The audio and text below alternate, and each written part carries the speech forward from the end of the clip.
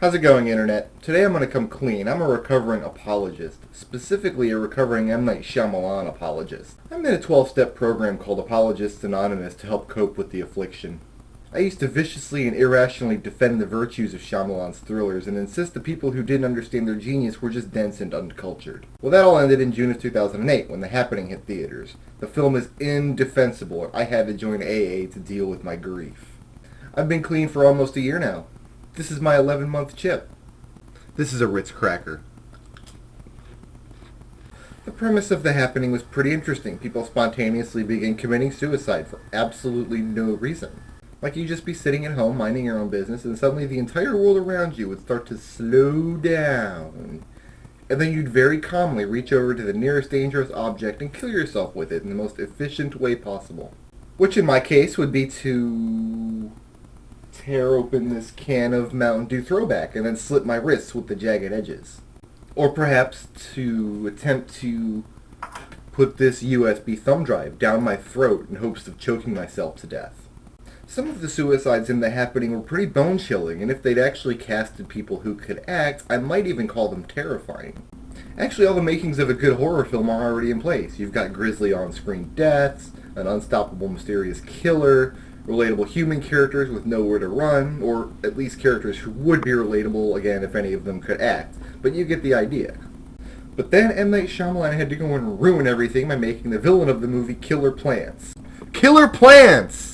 See, the scientific explanation for the suicides is that trees and grass decided that humans were too dangerous to leave alive and began psychically implanting an irresistible suicide urge in our head using pheromones or fairy magic or something like that.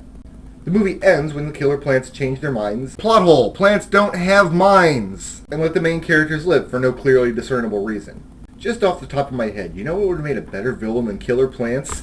Anything! Or better yet, nothing! What's wrong with just having a completely mysterious and unexplained suicide epidemic that comes to an equally mysterious and unexplained halt before it takes out the main characters? Or even better than that, just kill the main characters. This is supposed to be a horror film. Why are we pulling any punches here? Well, seeing as how I've gone and eaten my 11-month chip, I guess it's time for a relapse. See, as awesome as The Happening wasn't, I still legitimately enjoy the rest of Shyamalan's films. Unbreakable is still an all-time favorite, and I'm one of the 98% of the population who agrees that the ending of The Sixth Sense is absolute brilliance. I'm also one of the 3% of the population who 10 years after the fact doesn't claim to have seen the ending coming a mile away. Signs was a perfectly decent movie, and while I don't agree with its underlying message that everything happens for a reason and we're all of us connected by some higher purpose or destiny, it does work as a film about a small family trying to deal with a disaster they don't really understand and can't really do anything about.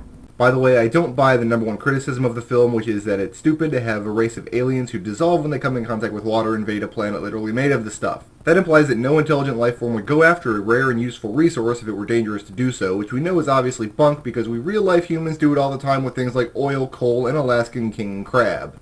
Moving on, The Village is exceptional, if for no reason other than the pure subversive aspect of it. Absolutely nothing you know or assume about the film at the beginning is still intact at the end, although the director's insistence of pulling cameos in his own movie ruined what should have been the movie's biggest reveal. Also, I think the underlying message of that film was that it was okay to let mentally handicapped people bleed to death in the bottom of a hole in the woods. And then we have Lady in the Water, which is definitely not about killer plants. Well, that's about enough out of me for one video. Don't forget to comment and visit my website, skibby.com. See you guys next week.